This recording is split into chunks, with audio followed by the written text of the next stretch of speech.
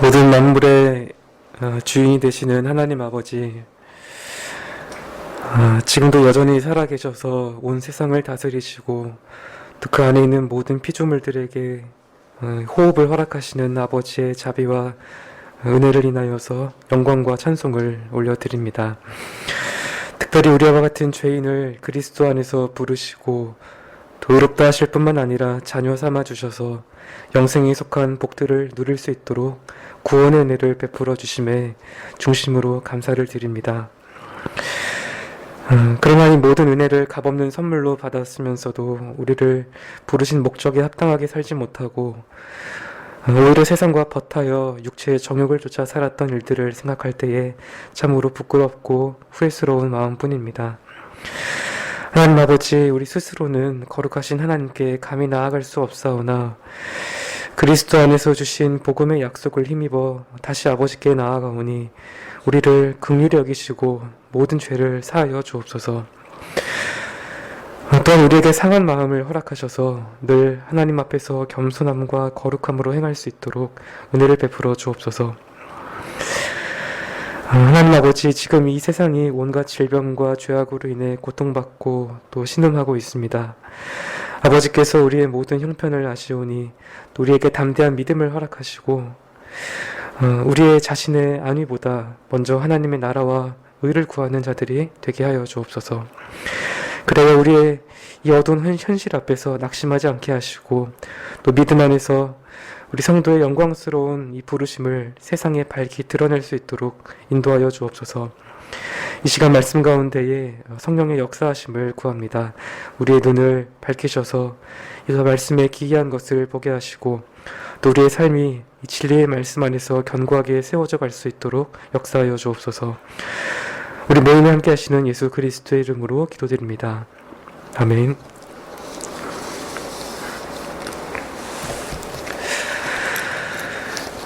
네, 하나님 말씀은 갈라디아서 6장 6절부터 10절까지 말씀을 보도록 하겠습니다. 네, 본문이 조금 조정되었는데요.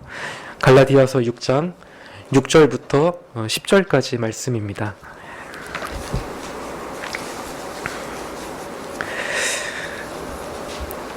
네, 제가 봉독해드리도록 하겠습니다. 가르침을 받는 자는 말씀을 가르치는 자와 모든 좋은 것을 함께하라. 스스로 속이지 말라. 하나님은 만홀히 여김을 받지 아니하시나니 사람이 무엇으로 심든지 그대로 거두리라. 자기의 육체를 위하여 심는 자는 육체로부터 썩어진 것을 거두고 성령을 위하여 심는 자는 성령으로부터 영생을 거두리라. 우리가 선을 행하되 낙심하지 말지니 피곤하지 아니하면 때가 이름에 거두리라. 그러므로 우리는 기회 있는 대로 모든 이에게 착한 일을 하되 더욱 믿음의 가정들에게 할지니라. 아멘.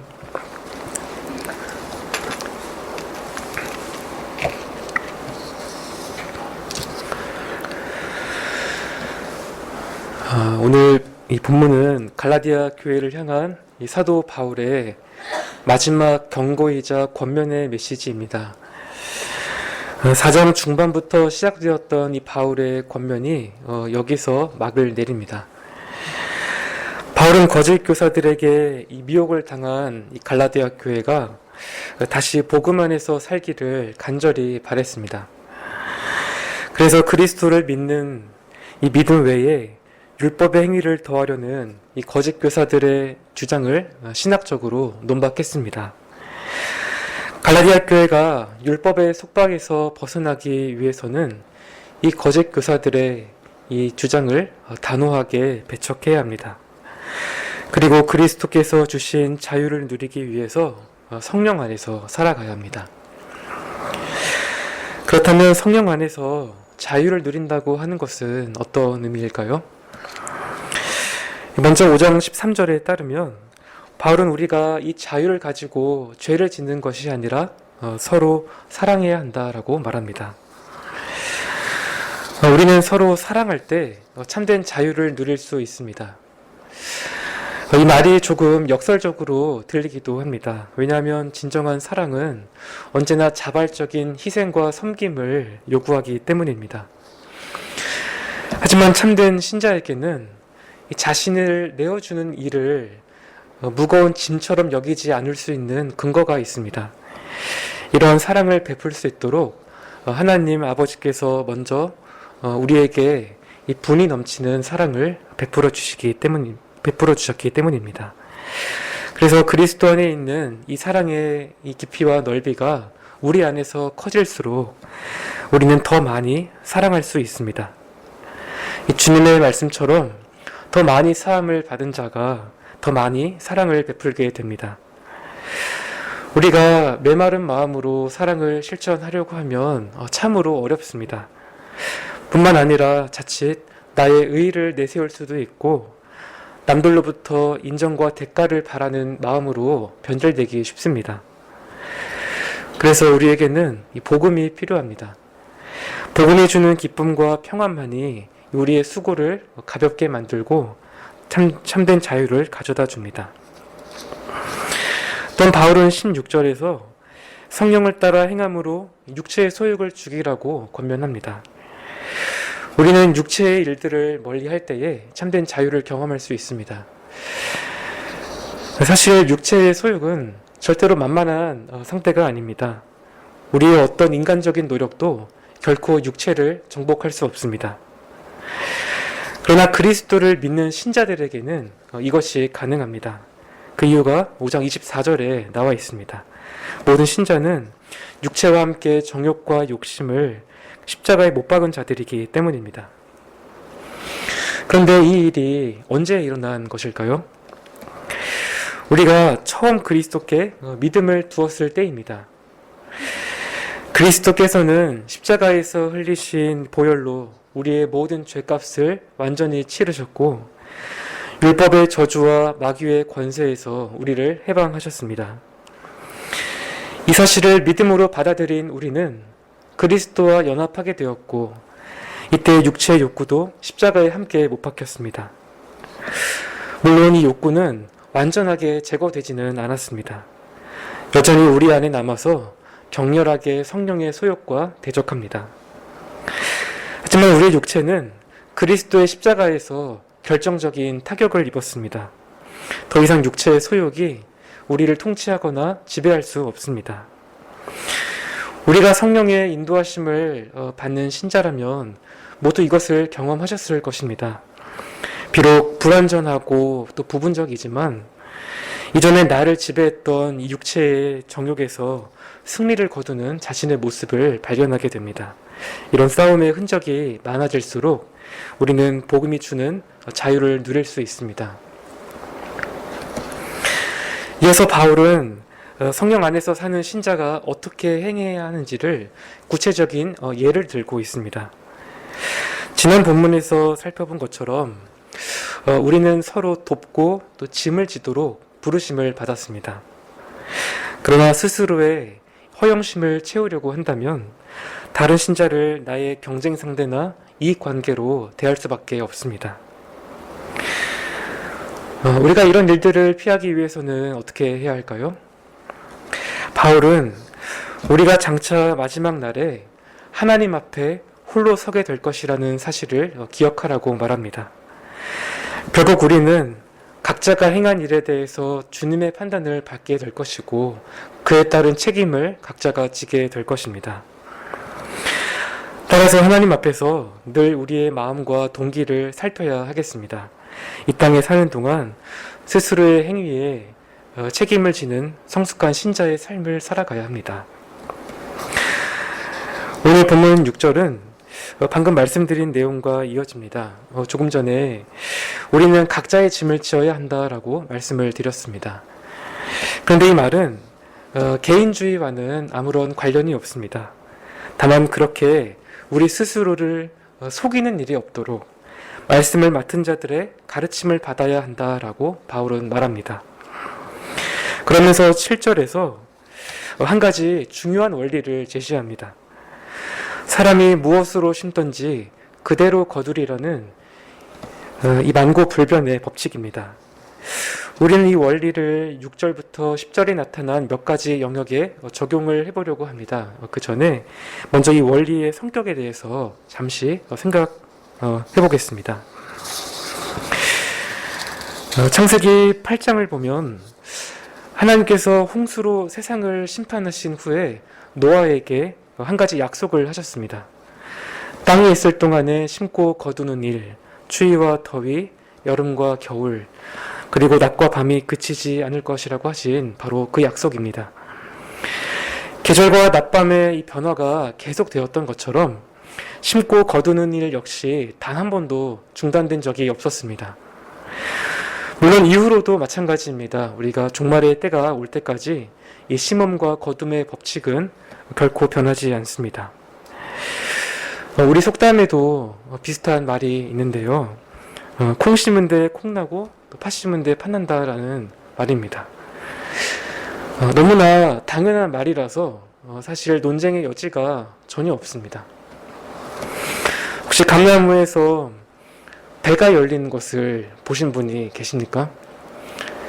계시면 꼭 저에게 말씀해 주시기 바랍니다. 우리가 아무리 간절히 원해도 감나무에서 배는 열리지 않습니다. 아마도 바울은 이 원리에서 적어도 두 가지 측면을 말을 하려는 것 같습니다. 먼저 내가 무엇을 거둘 것인지는 내가 무엇을 심을 것인가에 따라 결정된다라는 사실입니다. 예를 들어서 우리가 좋은 수확을 풍성히 거두기 위해서는 어떻게 해야 할까요? 좋은 씨앗을 많이 심어야 합니다. 반대의 경우도 마찬가지입니다. 우리가 나쁜 씨앗을 심거나 적게 심으면 결코 풍작을 기대할 수 없습니다. 둘째로 우리가 일단 무엇을 심으면 언젠가는 반드시 거두게 된다라는 사실입니다. 처음에 씨를 심어 놓으면 당장의 눈에 보이는 변화는 없습니다. 하지만 시간이 지나고 때가 이르면 반드시 싹이 나게 됩니다.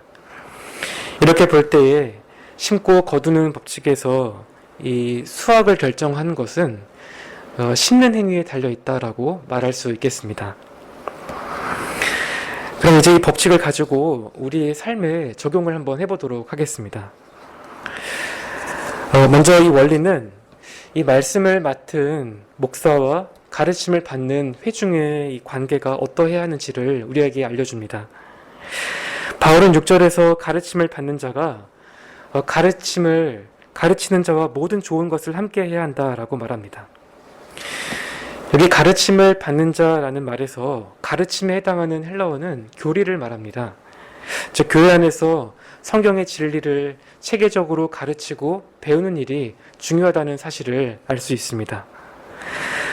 목사는 말씀을 연구하고 바르게 해석하여 전하는 일에 힘을 써야 하고 또 교회에 속한 신자들은 진리를 열심히 배우며 이 가르치는 자와 모든 좋은 것을 함께 해야 합니다.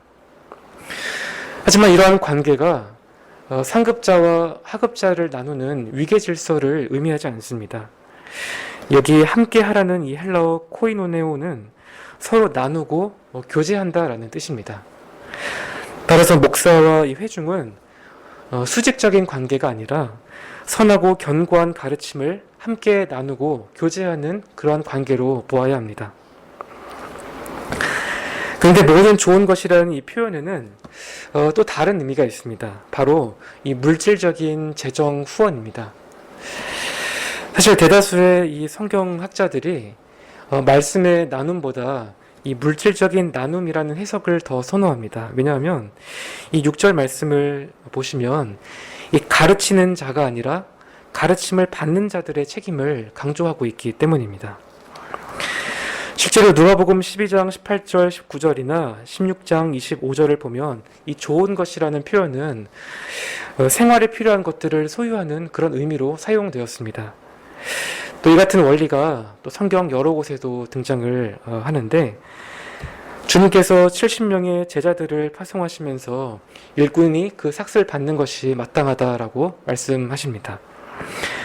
그리고 바울도 고린도전서 9장 11절에서 이 물질적인 후원을 말하기 위해 씨 뿌리는 이 비유를 사용하고 있습니다. 그래서 우리가 이 원리를 적절하게만 사용을 한다면 결국 교회 전체에 유익이 됩니다. 목사는 생계 때문에 이 마음이 나뉘는 일 없이 본연의 일에 집중을 할 수가 있고, 교회는 성심성의껏 준비된 양질의 말씀을 공급받을 수 있기 때문입니다. 이미 말씀을 드렸지만 우리가 이러한 관계를 교제 차원으로 인식을 하는 것이 매우 중요합니다. 목사는 하나님께 받은 자신의 영적인 은사를 나누고, 교회는 하나님께 받은 이 재정적인 은사를 나눕니다. 만일 이렇게 우리가 서로 교제한다는 인식이 없다면 회중은 마치 인색한 소비자처럼 자신의 유익만을 챙기려는 그런 마음을 갖기 쉽습니다. 또 우리가 하나님께 드리는 헌상도 자원하는 마음으로 드리기가 어렵습니다. 물론 그렇다고 해서 교회만 책임을 다하면 된다라는 또 그런 의미는 아닙니다. 마음 아프게도 무력에 어두워진 이 일부 사역자들에 의해서 물질이 남용되는 경우가 종종 있습니다. 양들의 털을 깎아서 사치스러운 생활을 한다든지, 아니면 말씀 사역이 요구하는 힘겨운 노력을 다하지 않는 경우가 그러합니다. 사실 이 모든 일을 정확하게 감독을 하기란 현실적으로 매우 어렵습니다. 그래서 사역자가 교회에서 단순히 기능적인 직업이 아니라는 것을 보이기 위해서 바울이 스스로 생활비를 마련하려고 했던 것은 우리가 충분히 이해할 만한 일입니다. 그러나 교회가 이 사역자들에 대한 어떤 불신 때문에 물질을 가지고 목사를 좌지우지하거나 또 압력을 넣는 일도 분명히 잘못입니다. 과거에는 가장 어떤 최소한의 사례만을 지급하여서 가난한 상태로 두는 것이 목사를 지키는 방법이라고 오해하는 그런 이들도 있었습니다. 하지만 하나님께서는 교회에게 이러한 권리를 위임하지 않으셨습니다. 이 탐욕과 게으름을 일삼는 이 사역자들에 관해서는 먼저 그들의 주인이신 하나님의 공의로운 판단에 맡겨야 할 것입니다. 다만 교회는 주님의 말씀대로 사역자들의 가난을 제거하여서 적절한 수준의 생계를 유지할 수 있도록 도와야 합니다. 그리고 사역자들은 항상 깨어서 하나님께서 그 아들의 피로 사신 이 소중한 교회를 항상 신실하게 섬겨야 합니다. 우리가 이 일을 위해서 항상 주님의 은혜를 구해야 하겠습니다. 오늘날 많은 교회들이 안팎으로 시험을 받고 있습니다. 이러한 때에 이렇게 아름답고 신령한 교제를 이루어가는 일은 결코 우리 힘만으로는 할 수 없습니다. 성령 하나님께서 우리 가운데에 역사하셔야 가능한 일입니다. 심고 거두는 원리가 나타나는 이 또 한 가지 영역은 바로 우리 신자 개인의 성화입니다. 바울은 8절에서 이 신자의 삶을 마치 하나의 밭처럼 비유했습니다. 이 밭에 자기 육체를 위해 심는 자는 육체로부터 썩어진 것을 거두고 성령을 위하여 심는 자는 영생을 거둘 것이라고 말합니다. 바꿔 말하면 우리의 모든 행위는 이 좋은 쪽이든 나쁜 쪽이든 반드시 우리의 삶에 어떤 모종의 결과를 낳습니다. 내가 앞으로 어떤 존재가 될 것인가는 대체로 지금 내가 어떤 행동을 하느냐에 달려있다고 보아야 합니다. 먼저 육체를 위해 심는다는 의미는 결코 그리 어렵지 않습니다. 우리 주위에 또 우리에게 이러한 예가 너무나도 많기 때문입니다. 여러분께서는 죄를 위하여 심었다가 진정한 만족과 평안을 얻은 그런 경험이 있으십니까? 아무도 없으실 것입니다. 죄는 결코 기쁨과 생명을 약속하지 않습니다.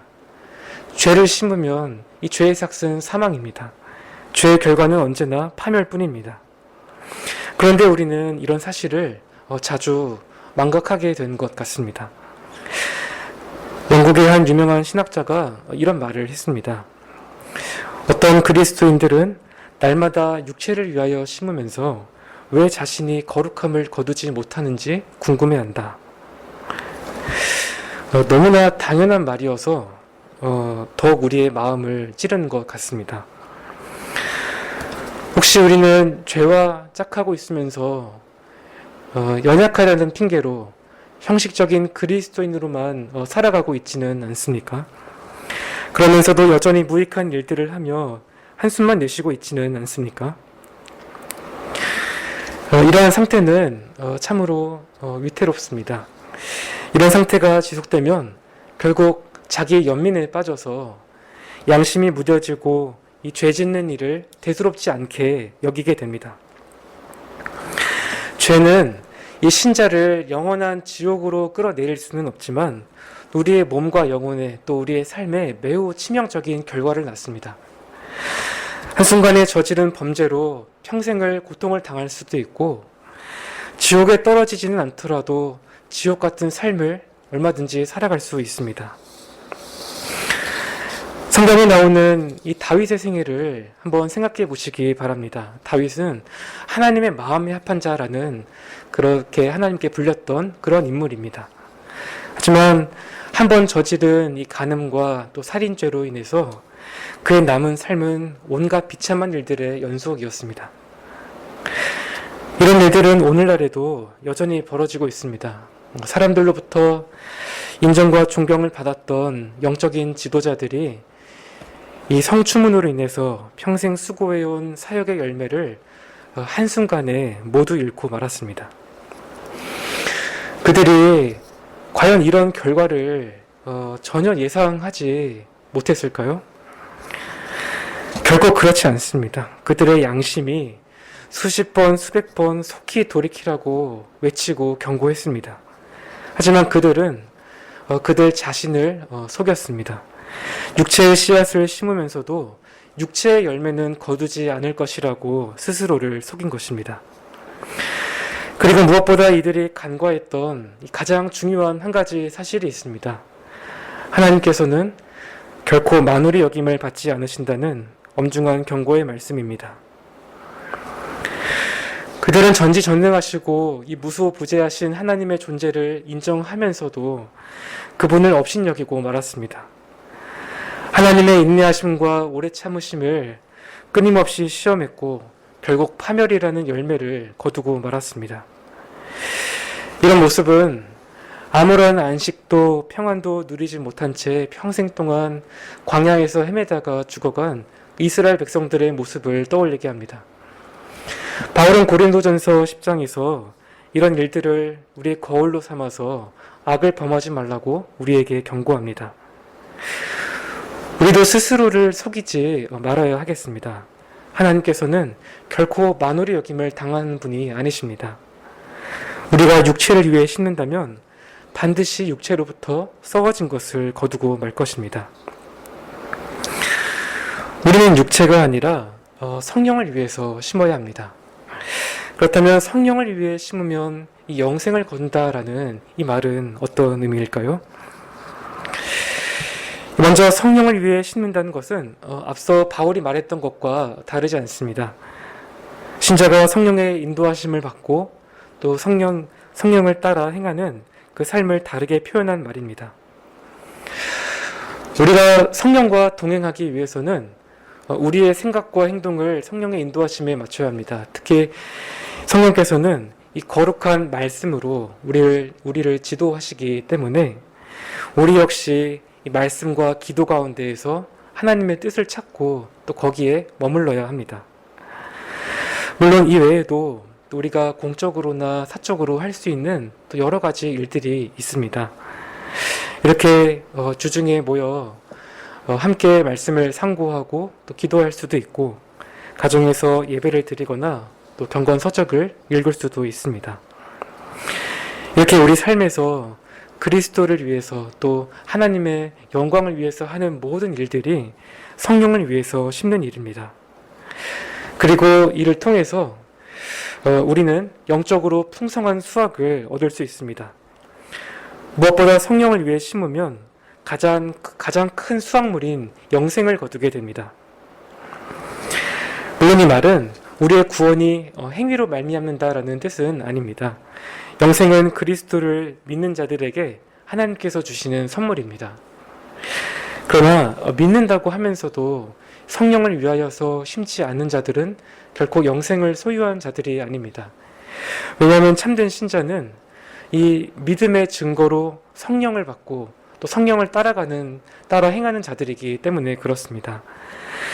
하나님께서 약속하신 이 생명의 상급은 이렇게 성령을 위해서 심는 신자들을 위해 하나님께서 예비하신 것입니다. 그런데 여기서 우리가 이 영생의 현재적인 측면을 생각을 해보면 좋을 것 같습니다. 본문 말씀은 이 미래 시제를 사용해서 이 영생의 어떤 종말론적인 측면을 더 강조합니다. 하지만 어떤 면에서 영생은 이미 우리에게 주어졌습니다. 요한복음 5장 24절에서 주님은 이렇게 말씀하셨습니다. 내가 진실로 진실로 너희에게 이르노니 내 말을 듣고 또 나 보내신 이를 믿는 자는 영생을 얻었고 심판에 이르지 아니하나니 사망에서 생명으로 옮겼느니라. 그리스도를 구주로 영접하는 자들은 현재 영생을 소유하고 있다라고 말씀을 하십니다. 또 사도 요한도 자신이 서신을 쓴 목적을 밝히면서 이 동일한 진리를 전했습니다. 요한일서 5장 13절 말씀입니다. 내가 하나님의 아들의 이름을 믿는 너희에게 이것을 쓴 것은 너희로 하여금 너희에게 영생이 있음을 알게 하려 함이라. 이처럼 성경은 그리스도를 믿는 모든 신자가 이미 영생을 소유하고 있다라고 분명하게 말씀합니다. 그렇다면 이제 한 가지 중요한 질문이 생겨납니다. 우리가 이미 소유하고 있는 이 영생을 어떻게 해야 실제로 누리며 살아갈 수 있는가 하는 이 문제입니다. 우리가 이 질문에 답을 찾기 위해서 먼저 영생이 무엇인지를 바르게 알아야 합니다. 어떤 분들은 이 영생이라는 말을 그저 영원히 죽지 않는 생명 정도로 이해하고 계십니다. 하지만 성경에서 영생은 이보다 훨씬 풍성한 의미를 갖습니다. 영생이란 죄와 사망 권세에서 완전히 해방된 이 구원과 기쁨과 자유로 가득 찬 이 생명을 말합니다. 그리고 이 생명의 근원은 성부와 성자와 성령 하나님께 있습니다. 하나님께서는 영원 전부터 이 영생을 그리스도 안에서 주시기로 약속하셨고 이 그리스도를 믿는 자들이 이 땅에서부터 영생의 복락에 참여하도록 부르셨습니다. 따라서 우리가 이미 영생을 소유한 자들이라면 이 영생을 누리면서 살아야 합니다. 단순히 영생을 소유한 것과 영생을 실제로 누리며 사는 것에는 매우 큰 차이가 있습니다. 예를 들어서 누군가 나에게 한도가 없는 이 백지 수표를 선물로 줬다고 생각을 해보겠습니다. 그러면 우리가 이 수표를 그냥 가지고만 있겠습니까? 물론 우리가 가지고만 있어도 기분은 좋을 것입니다. 하지만 실제로 이 수표를 우리가 사용하지 않으면 나에게 돌아오는 실익은 없습니다. 영생도 마찬가지입니다. 우리는 이 백지 수표로도 살 수 없는 이 귀한 영생을 소유하고 있습니다. 그런데도 이것을 땅에 묻어둔 채로 그냥 살아간다면 이보다 어리석은 행동은 없다라고 질책을 받고도 남을 만한 일입니다. 천국도 확실하게 소유하지 못하고 세상도 확실하게 소유하지 못한 채 이 빠르게 변하는 이 세상에 살아가는 사람들은 이중으로 비참함을 겪습니다. 분명 모든 그리스도인들이 장차 천국에 가서 영생을 누릴 것입니다. 하지만 어떤 그리스도인들은 벌써 천국 안에서 살아가고 있습니다. 우리가 영생의 가치를 조금이라도 깨닫는다면 어떻게 해서든 영생을 누리며 살려고 애를 쓸 것입니다. 그래서 우리가 실제로 영생을 누리며 살기 위해서는 먼저 우리가 그러한 참으로 복된 은혜의 상태에 있다는 것을 확신해야 합니다. 17세기 영국의 신실한 청교도 목사였던 토마스 브룩스는 이 지상에서 누리는 천국이라는 이 자신의 저서에서 이 내용을 자세하게 다루었습니다. 우리나라 말로도 이미 번역되어서 나와 있는 책입니다. 여기서 브룩스 목사님은 우리가 이 땅에서 천국을 맛보기 위해서는 먼저 구원의 확신이 필요하다라고 말합니다.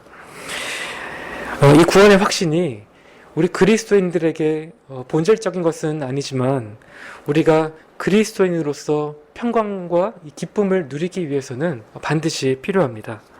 하지만 우리가 종종 확신을 잃을 때가 있고 항상 확신 속에서 살아가는 사람들이 거의 없기 때문에 이 브룩스 목사님은 확신을 얻을 수 있는 여러 유익한 지침들을 제시합니다.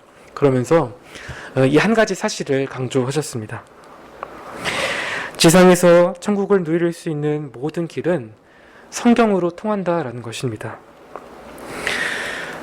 그렇습니다. 하나님께서 이 모든 사실을 성경을 통해서 계시해 주셨습니다. 그래서 종교개혁자 루터는 이런 고백을 남겼습니다. 나에게는 온 세상을 소유하는 것보다 이 성경책의 한 장을 소유하는 것이 더욱 소중합니다. 참으로 우리의 마음을 울리는 말입니다. 루터의 고백처럼 우리도 무엇보다 이 하나님의 말씀을 소중하게 여겨야겠습니다. 이것이 곧 성령을 위하여서 심는 일이기도 합니다. 그리고 그 말씀에 순종하면서 하나님과의 거룩한 교제를 이루어가기에 힘써야 합니다. 왜냐하면 하나님께서 임재하시는 그곳에 바로 천국이 임하기 때문입니다. 여기 계신 모든 성도님들도 성령의 씨앗을 많이 심어서 이 천국의 부유함을 풍족히 누리며 살아가시기를 소망합니다. 바울이 심고 거두는 원리를 적용하는 이 마지막 영역은 바로 공동체입니다. 9절, 10절 말씀에서 이 내용이 나와 있는데 제가 읽겠습니다. 우리가 선을 행하되 낙심하지 말지니 피곤하지 아니하면 때가 이름에 거두리라.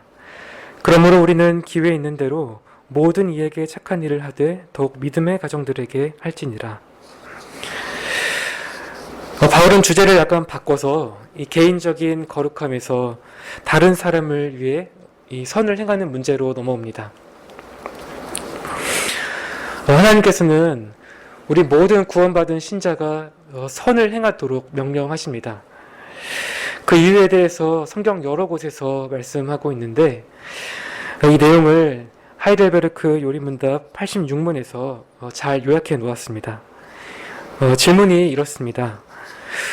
우리의 공로가 조금도 없이 그리스도로 말미암아 오직 은혜로 우리의 죄와 비참함으로부터 구원을 받았는데 우리는 왜 또한 선행을 해야 합니까? 여기에 대해서 네 가지를 말하고 있습니다. 첫째는 하나님의 은혜에 감사하기 위함이고, 둘째는 하나님께서 우리를 통해 찬양을 받으시기 위함이며, 셋째는 우리 자신의 믿음에 확신을 얻기 위함이고, 또 마지막 넷째는 우리의 경건한 삶을 통해서 다른 이들을 그리스도께로 인도하기 위함입니다. 이처럼 신자가 선을 행하는 문제는 당연한 의무인 동시에 우리 자신뿐만 아니라 다른 사람의 유익을 위해서도 반드시 필요하다고 할 수 있습니다. 그렇다면 우리가 선을 행할 수 있는 이 구체적인 방법은 무엇일까요? 내 이웃을 내 몸과 같이 사랑하라고 하신 이 하나님의 도덕적인 명령을 따라서 이웃의 필요를 채워주는 일입니다. 이 본문 말씀도 이 부분에 초점을 맞추고 있습니다. 그런데 우리가 조금 더 넓은 관점으로 보자면 우리가 베풀 수 있는 최고의 선은 복음을 전하는 일이라고 할 수 있습니다. 우리의 마음과 시간과 물질을 들여서 이웃을 도와야 하지만 우리가 가진 최고의 선은 이 복음이라는 사실을 잊지 말아야 합니다. 왜냐하면 복음만이 이 사람의 가장 깊은 필요를 채워주고 또 지속적이고 영원한 행복을 가져다 주기 때문입니다. 그래서 만약 누군가 복음을 받아들이고 그리스도를 믿었다면 우리는 우리가 가진 최고의 것을 준 것이고 세상이 받을 수 있는 최고의 선물을 준 것입니다. 물론 그렇다고 해서 우리가 복음을 전하기 위해서 이웃을 사랑해야 한다라는 또 그런 의미는 아닙니다. 우리가 이웃의 필요를 채워주고 또 복음을 전하는 이 모든 이유는 순전히 이웃을 사랑하기 때문입니다. 그 중에서 이 복음은 특별히 우리 그리스도인들만이 줄 수 있는 유일한 선물입니다. 다른 것들은 우리가 어떤 타 종교나 여러 구호 단체에서도 얼마든지 줄 수 있지만 이 복음은 그렇지 않습니다.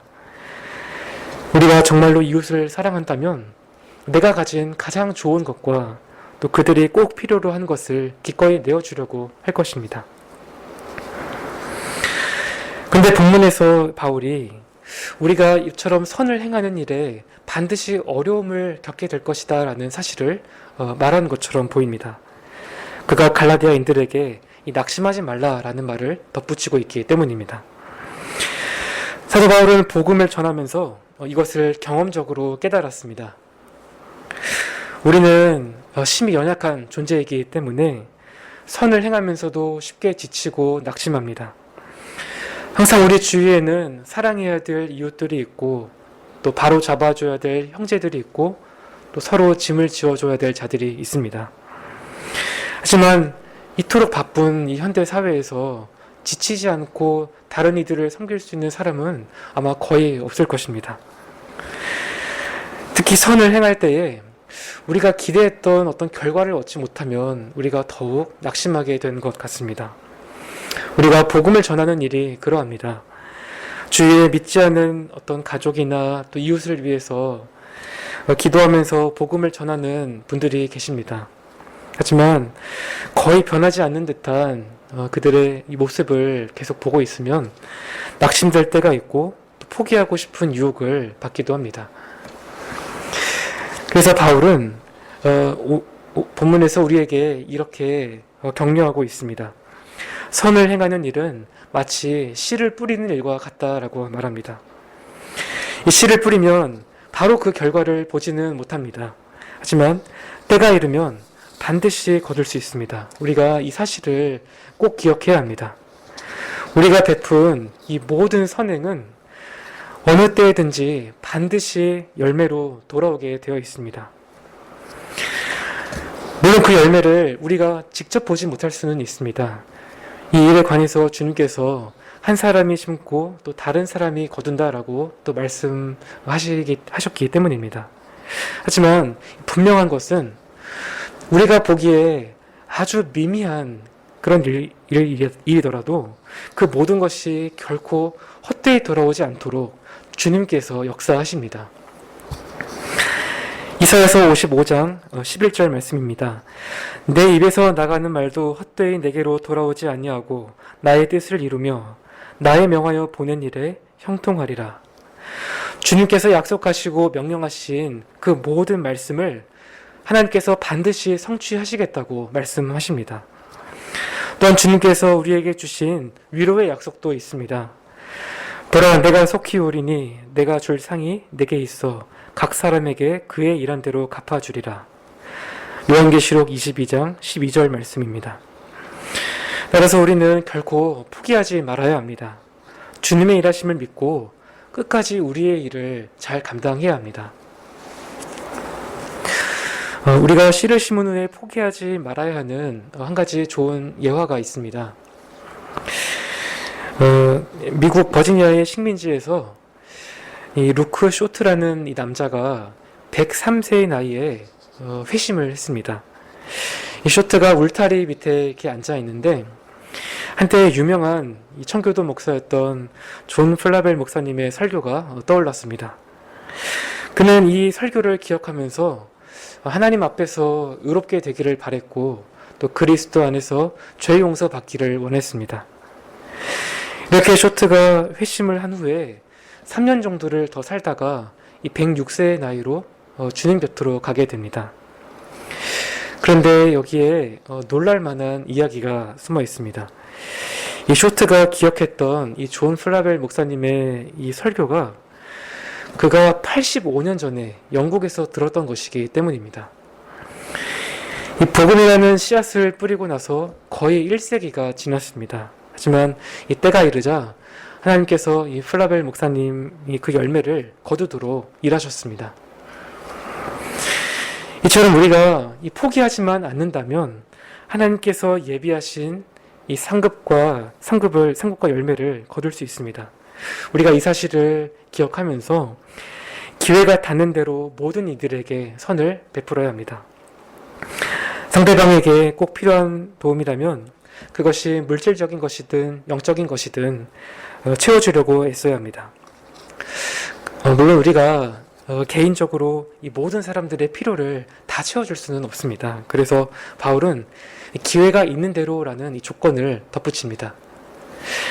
근데 이 말은 우리에게 어떤 시간적인 또 혹은 물질적인 여유가 있을 때에만 가끔씩 선을 행하라는 또 그런 의미는 아닙니다. 이 9절 10절에서 이 때와 기회로 번역된 이 카이로스라는 단어는 어떤 때가, 어떤 정해진 때가 오기까지라는 어떤 신학적인 의미로도 사용이 됩니다. 이렇게 볼 때 본문 10절 말씀은 장차 이 다가올 추수에 대한 어떤 종말론적인 긴박성을 나타내고 있습니다. 거둘 때가 있는 것처럼 지금은 우리가 심어야 할 때입니다. 우리가 이 땅에 살아있는 동안에 가능한 많은 이들에게 선을 베풀려고 애를 써야 합니다.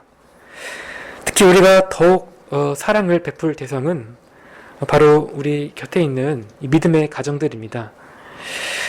우리 모두가 다 한 성령 안에서 하나님의 가족된 형제 자매들이기 때문입니다.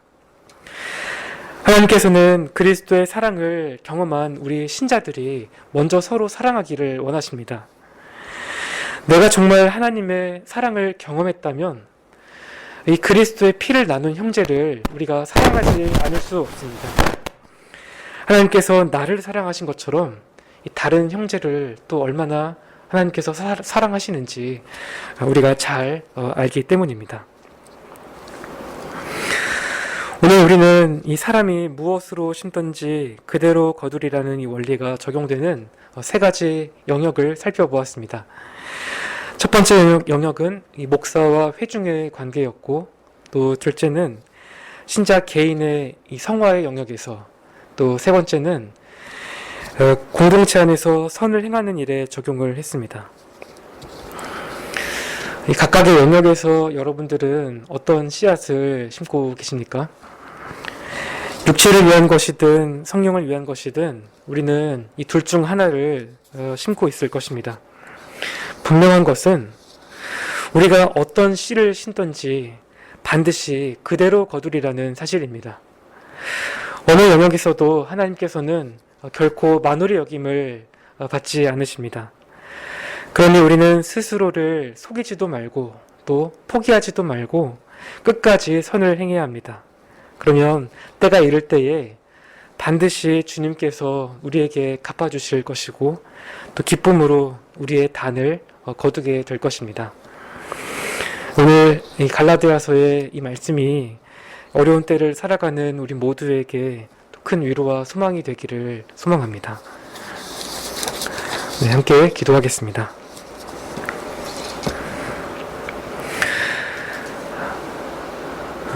하나님 아버지, 하나님께서 이 진리의 말씀의 계시 가운데에 참 우리가 성령 안에서 사는 신자로서 어떻게 살아야 할지를 또 깨닫게 하시고 지도하여 주심을 감사드립니다. 하나님께서 우리 각자를 부르신 많은 영역들이 있고 또 우리가 구원을 받은 신자로서 하나님께서 우리를 부르신 목적에 합당하게 살아야 하는데 참 사람이 무엇으로 심든지 그대로 거두리라고 하신 이 말씀을 우리가 기억하면서 우리의 교회에서 또 우리의 개인의 신앙에서 또 공동체 안에서 우리가 어떻게 행해야 할 것인지 주님께서 우리에게 지혜를 더하여 주시고 우리가 믿음 안에서 포기하지 않고 주님의 약속을 끝까지 붙잡으며 우리의 남은 때를 살아갈 수 있도록 주님께서 크신 은혜를 베풀어 주옵소서. 살아계신 우리 구주 예수 그리스도의 이름으로 기도드립니다. 아멘. 하늘에 계신 우리 아버지여, 이름이 거룩히 여김을 받으시오며 나라의 임하옵시며 뜻이 하늘에서 이룬 것 같이 땅에서도 이루어지이다. 오늘날 우리에게 일용할 양식을 주옵시고 우리가 우리에게 죄 지은 자를 사하여 준 것 같이 우리의 죄를 사하여 주옵시고 우리를 시험에 들게 하지 마옵시고 다만 악에서 구하옵소서. 대개 나라와 권세와 영광이 아버지께 영원히 있사옵나이다. 아멘.